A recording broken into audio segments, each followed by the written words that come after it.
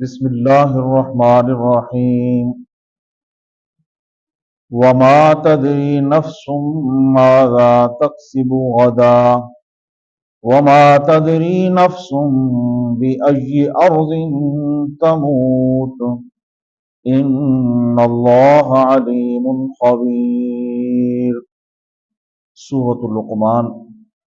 رب تعالیٰ کا ارشاد مبارک ہے کہ کوئی جان کوئی نفس نہیں جانتی کہ کل کو وہ کیا کمائے گا۔ وما تدری نفس بأي أرض تموت، اور کوئی جان یہ نہیں جانتی کہ وہ کل کو کہاں مرے گا۔ ان اللہ علیم خبیر، بے شک اللہ تمام باتوں کو جاننے والے اور باخبر ذات ہیں۔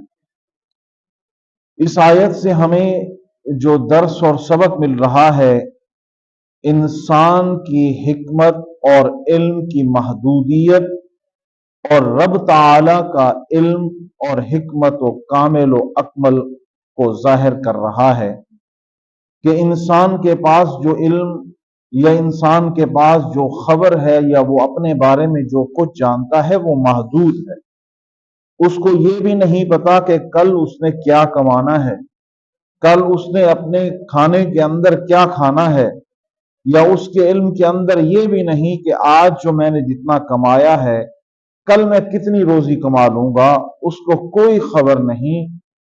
انسان کے کل کی خبر بھی اللہ کے پاس ہے، اور انسان کی خبر، تمام انسان کی خبر، ساری زندگی کی خبر انسان کی اللہ کے علم کے اندر ہے۔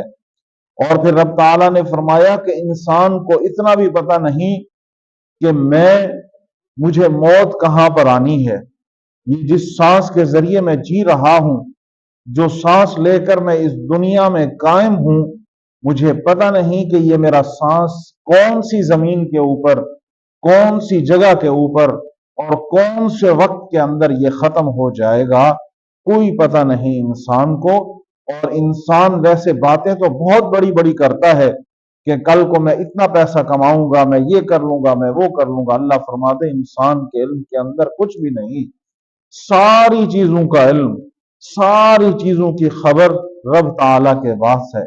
اسی لیے انسان کو آگے کی فکر جو سوچ ہوتی ہے وہ نہیں رکھنی چاہیے، بے چینی نہیں رکھنی چاہیے، اور ہمیں اللہ پر پکا بھروسہ کرنا چاہیے کہ وہی رب جانتا ہے کہ میرے حصے کے اندر کیا رزق ہے، میرے حصے کے اندر کتنا وقت موجود ہے۔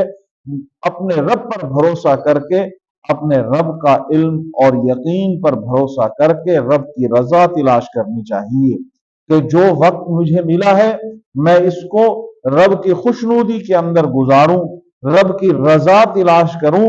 باقی جو میرے حصے کے اندر ہے، جو میرے مقدر کے اندر ہے، جو اللہ نے مجھے لکھ دیا ہے، وہ ضرور رب مجھے عطا کریں گے۔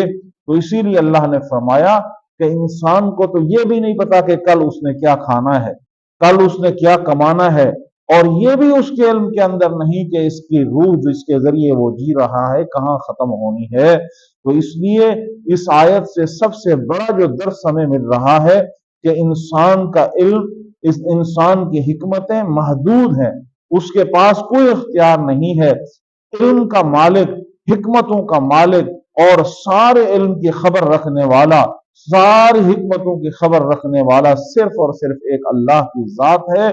یہی یقین اور ایمان رکھتے ہوئے اللہ پر بھروسہ کر کے رب کی ہی خوشنودی انسان تلاش کرے تو انسان کامیاب ہو جائے گا۔